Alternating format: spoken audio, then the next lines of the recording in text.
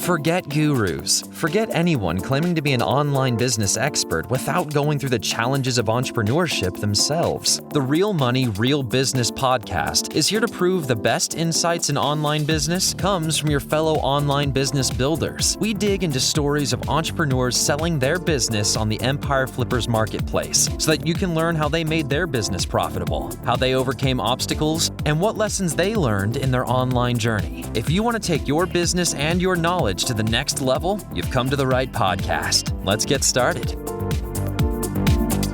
Hey everyone, welcome to the Real Money, Real Business podcast. I'm Lauren, and today we have Dorian on the show who's selling an Amazon KDP business on the Empire Flippers marketplace. Hey Dorian, welcome to the show. How are you doing today? Thank you very much, Lauren. I'm doing fine, thanks. Fantastic. Well, thank you so much for taking the time to come onto the show. I'm really looking forward to learning more about your business. It certainly sounds like an interesting one. But before we dive in, I'm going to give the listeners a brief summary of the business. This is an Amazon KDP business. It was created in June 2014, and it's in the books and culinary niches. The average revenue for the business is $9,508 per month, and it makes an average of $7,926 per month in net profit. The assets included with the business are an Amazon KDP account with 44 books, an Ingram Spark account, contractor contact information, a primary domain and all site content and files, an email list with 15,000 subscribers, a proprietary book layout software license, SOPs, book content and ISBN numbers for all published books, US copyright registration for 10 books, and a Facebook social media page. For everyone listening, you can visit empireflippers.com/marketplace and search for listing number 62024 to learn more about this business. Or you can unlock this listing to start your due diligence if you're interested in purchasing this asset. So now that we know more about the business, let's hear from the seller. Dorian, can you fill us in on your background in starting and running online businesses? Sure. Yeah, I've been an entrepreneur for about 20 years, initially unwillingly, and many different industries. So prior to this, I had a software company, which I learned a lot from. I learned how not to start a company from that. And I also had a project finance company for a while that was incredibly stressful and had a ton of risk, every day, tons of challenges around regulation and high amounts of money and equipment and danger. And at the end of that, I was looking for something much more passive. And that's how I ended up finding this KDP business. Wonderful. And how did KDP first come onto your radar, and what made you decide to pursue it as a business? I was looking for the next step, and I got in with a group of entrepreneurs. I went to a social event, and that's when a friend of mine was showing a couple of people something that he found called KDP and Kindles, and he had started publishing some Kindle cookbooks. And I just thought, wow, that's really weird. Why would you ever want to do that? And at the time, this is back in 2014, he claimed that it was extremely easy to get some cash flow going. And yeah, it was just very simple. And there were a lot of tricks that you could do to fool the Amazon algorithm and all these little things that you could do. So I thought, well, I don't know. There was just something about it that intrigued me. I thought that perhaps it might fit the passive income model that I was looking for. So I was really tired of working all day, every day in a stressful business. And I needed something that could give me relatively passive income so that I could pursue my life interests like music and traveling and other things. And honestly, I don't know what made me think that this could satisfy those needs, but I jumped in. I started fantasizing about it. And then I just went 100% into it. I bought all of the KDP classes and courses and software and anything I could get my hands on, studied it, tried all their methods. And at the end of 3 months, I had 2 books out. They were both failing miserably. And I was really focusing on Kindle revenue. Paperback was an afterthought. For some reason, I decided that cookbooks were the way to go, probably because that's what my friend was doing. So it was completely random. So at the end of 3 months, I had decided to quit. And I told a few friends, yeah, this is a terrible business. But right before doing that, I was looking at Amazon. I noticed that all the top cookbooks from big publishers were selling for somewhere between $18 to $20 or maybe a little more. So my $9 Kindle turned paperback cookbook, I thought, why don't I change the price to $19.22? And I did that. And a couple of days later, I checked the sales and I had sold 10 books, around that much. And the next day I sold 2 books. And then the day after that, I sold 15 books. And it was just so bizarre. A month later, I had made almost 5 figures from that book. And then ever since then, I've been doing pretty well with KDP. And that's because I figured out that people buy paperback cookbooks, and I don't really care so much about the Kindle side of things. And so I started focusing on better and better quality paperback cookbooks. So that's been the model. Wow, that's such a great story. Really glad you didn't give up after those 3 months. It's amazing how just a simple price update can turn the whole business around like that. It surprised the heck out of me. I did not expect it at all. And so it opened my eyes. I may be getting ahead of in the interview here, but this really it shook loose a couple of deeply held beliefs that I had about working hard for money. Because once I was on this, KDP train, it afforded a lifestyle that I never dreamed about as being possible previously because of the royalty income. And of course, there's many different ways to approach KDP. And because of who I am as a person, I really needed it to be a certain way. So that's the way that I built up. And those are the systems that I put into place as well to be able to have this be a relatively passive, not completely, but relatively passive business, and one that's fairly easy to run. Yeah, wonderful. I'm so glad it all worked out so well for you. You mentioned that KDP is your primary focus. Are there any other channels that you sell books on? So a couple of years ago, I had an assistant put these books on Ingram. And Ingram, I think, has grown to about 6% of the revenue. So it's pretty much set and forget. You just upload the books to Ingram, make sure that the metadata is good, and then I really never look at it. Perfect. It certainly sounds like you're passionate about this business. You mentioned the various ways that it's changed your life. Why have you decided to sell the business now? Okay, that's a fair question. So you may have heard me say that this is a cookbook business. So I've got like 40 some odd titles, and they're all cookbooks. I barely know how to cook. I'm not a cook. I don't spend much time in the kitchen. I fell into this completely by accident. And part of my background was also I was a graphic designer in another life. And so I felt comfortable with, cookbooks and layouts and that kind of thing. So I thought, okay, this might be an interesting thing to do. But here we are 8 years later. I can't believe it's been 8 years, by the way. But 8 years later, and I feel like I've never been able to get out of first gear with this with this business. And that's because it's a niche that I know very little about and that I'm not passionate about. So, for example, if the niche was music, and if I was able to sell 300,000 books to musicians, I would know how to get them into my ecosystem and sell them other things because I know how they think, I know what they talk about, I know what they buy. They buy a lot of stuff. Cooking and being in the kitchen and food and being a chef and that kind of thing. I don't know what to say. I'm not excited. And, I tried having a Facebook page for a little while. And I think I posted once. I asked them one question or maybe twice, and I didn't want to do it anymore because I didn't care. So somebody who's passionate about cooking, this business is for them, not for me. So that's why I don't want to do this anymore. And then the reason I'm selling it instead of just, leaving it on just, hit passive mode and just let it do its thing and get cash flow for the next, 5 or 10 years, whatever it is. Instead of doing that, I prefer to have the money up front so that I can have more velocity for the next business that I'm starting, which, by the way, will be in KDP and publishing and, that kind of stuff, just in a different niche. Awesome. Yeah, that's fair enough. Looking back on your journey with this business, you certainly had a lot of success with it. What would you say was your biggest win since starting the business?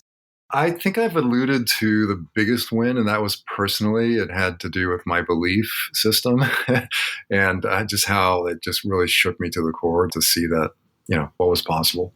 So, but business-wise, the biggest win really has been finding a strategy that other people did not really do. So I tried everything that the gurus were teaching, and their strategies did not work for me. but I found something that did. And so I went a little bit off the beaten path, and that has worked very well for me. So that's a big business win. Another business sort of win, I think, would be on the tech side, like the formatting, and that can be a little challenging, especially when you first get into it. And luckily, I had graphic design experience, so I was already familiar with the software that's needed to produce high-quality books.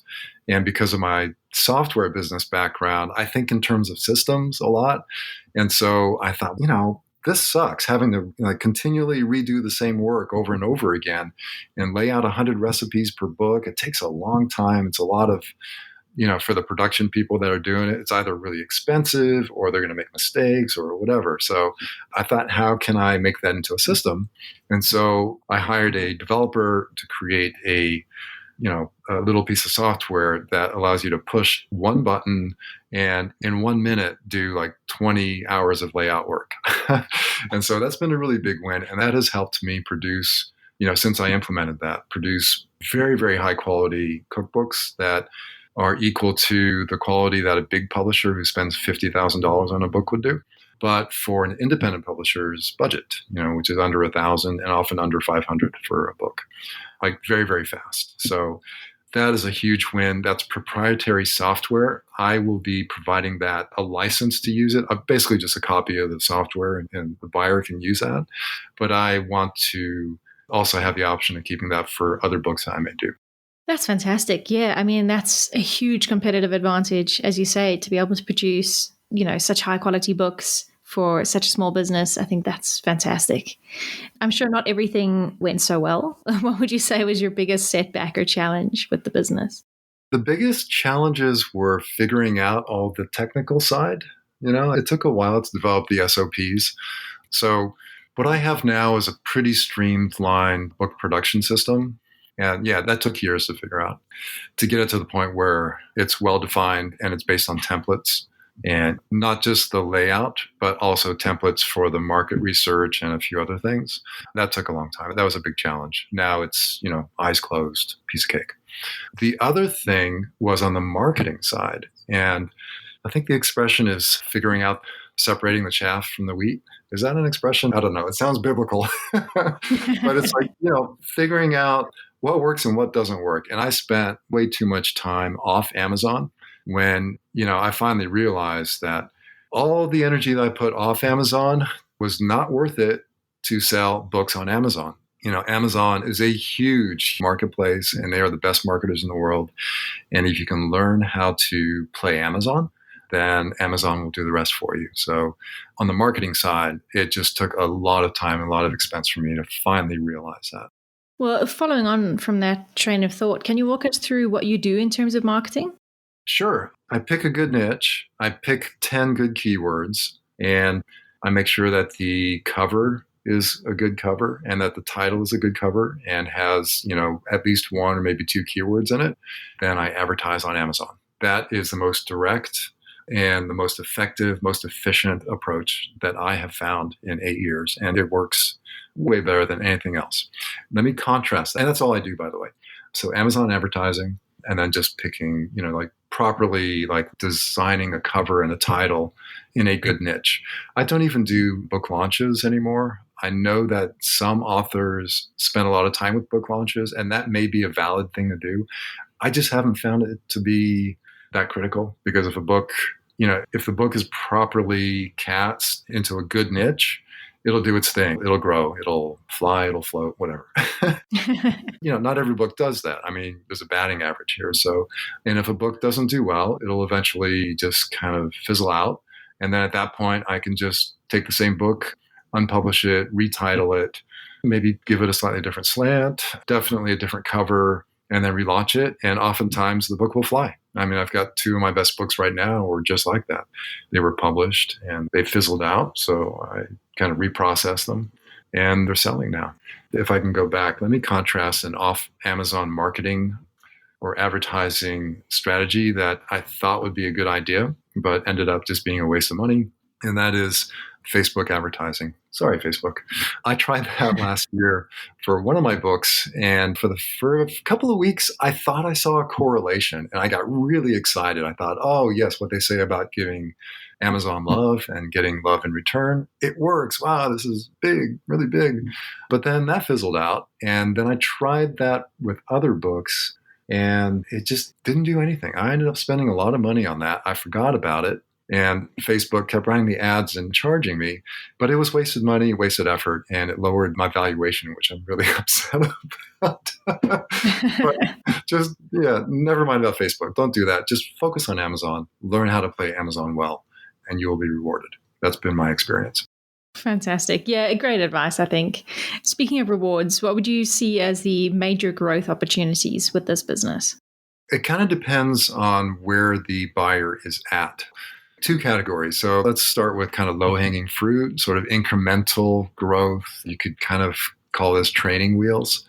I'd say choose maybe a few books, maybe 5 books that are not selling very well right now, like the worst of the books, and then relaunch them. Unpublish them. Do what I mentioned earlier, give them a different title, maybe even different keywords, maybe a different slant, different cover, and relaunch them. So that doesn't always work, but sometimes it works remarkably well. So that would be the first thing that I would encourage the buyer to do. I'd be happy to help the buyer do that. There's another opportunity, and that is color cookbooks. So something that a lot of people may not know, independent cookbooks have been black and white since the beginning. And that's because the printing costs for color books on Amazon were astronomical. Like to make a profit on a typical cookbook, you had to charge like $30 for it. And obviously it didn't work.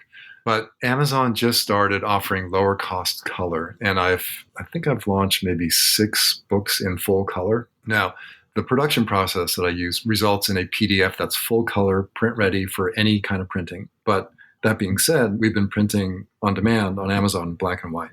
So I've been experimenting with full color, and I've been selling those books for the same price that most of my other books sell for, to see what the difference would be in terms of reviews and response from the market.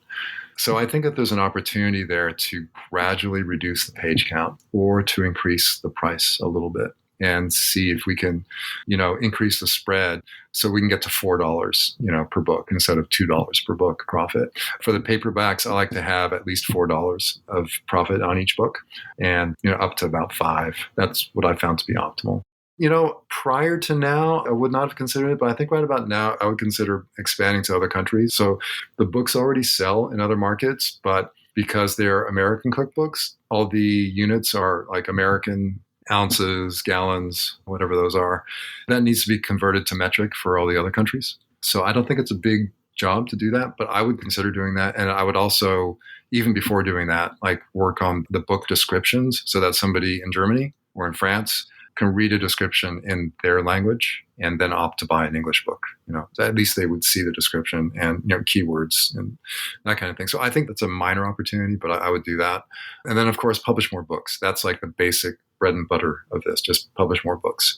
Now, beyond that, the big growth, like the stuff that I would do if this was my niche, if I was passionate about this niche, first of all, I would leverage the mailing list. There's 15,000 people on that list. Now, I have not been using it, so the list is names that are recent and all the way up to 8 years old. So, I never knew what to do with it. So I would leverage that list. And, 2 things that come to mind are find out what they want in terms of a new cookbook or ideas or what they want to buy. And the second thing is leverage that list for book launches. I've been too lazy to do that, but I would absolutely, if the buyer has skills or is interested in email marketing and working with lists, I would definitely do that and use it for book launches and reviews and that kind of thing. Second thing is, if you're passionate and if you already have some other things that you do in the cuisine and the culinary industry, then by all means, bring your cookbook customers into your ecosystem and increase your LCV, your lifetime customer value. I think that's a huge opportunity. It really is. And then the third thing, which is kind of an interesting thing, I never would have thought about it if it hadn't happened to me.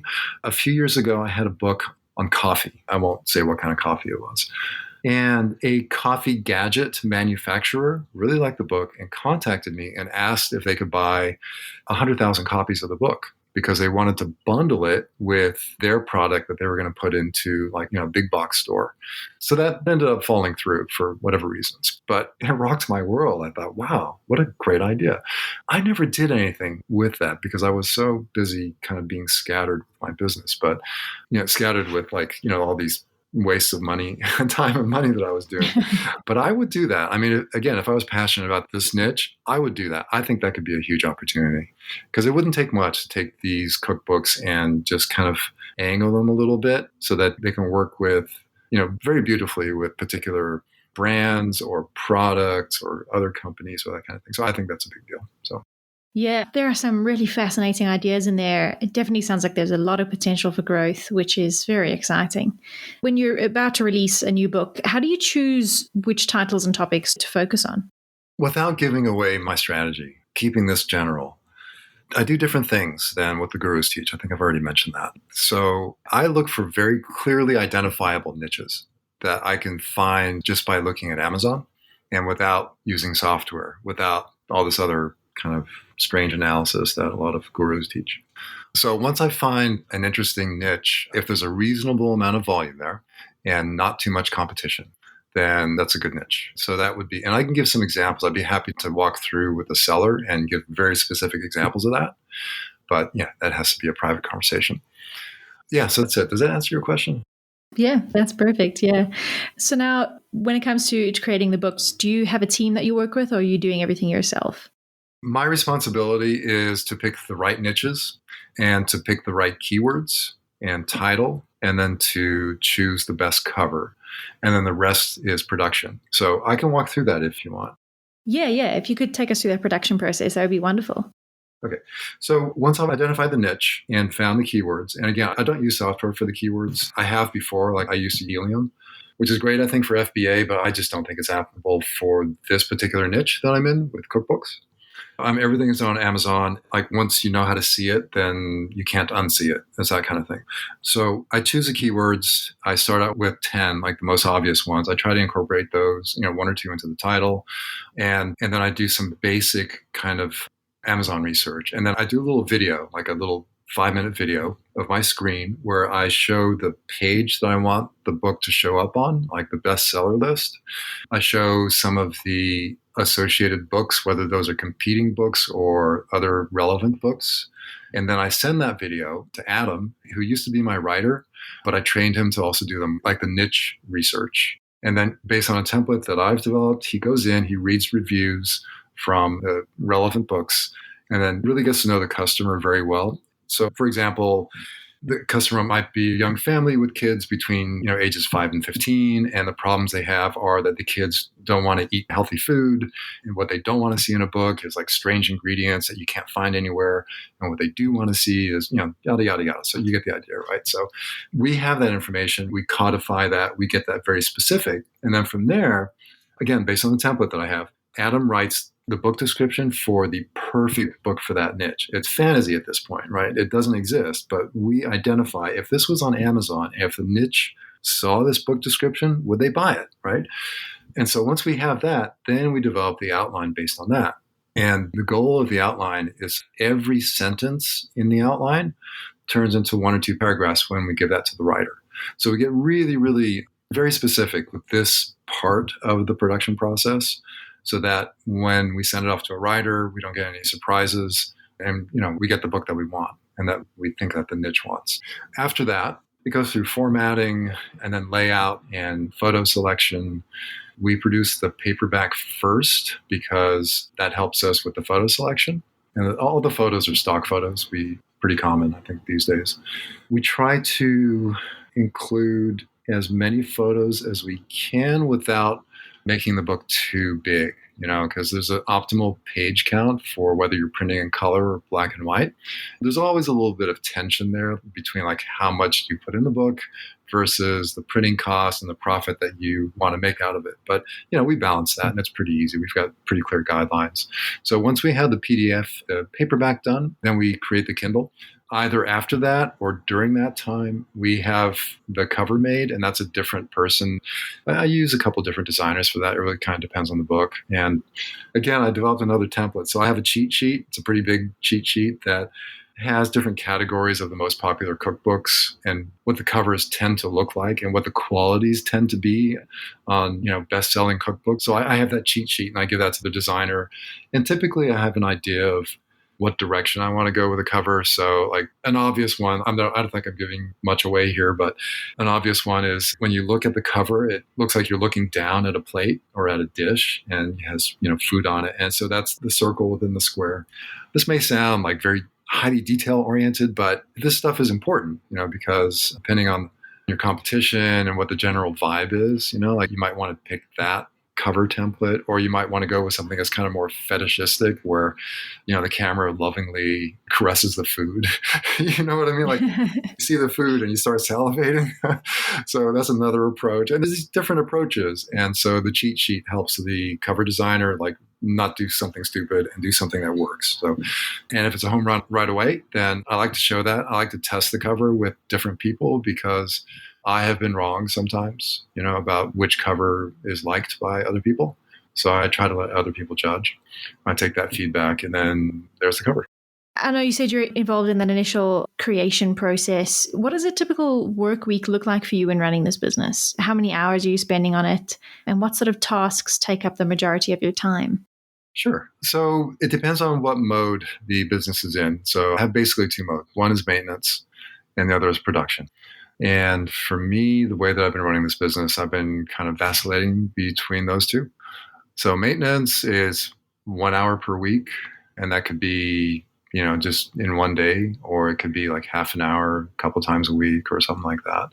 And that consists of logging into KDP and clicking on the royalties estimator tool, looking at the sales for the month, and then taking that number, putting it into my personal spreadsheet that projects out, what I can expect for the month.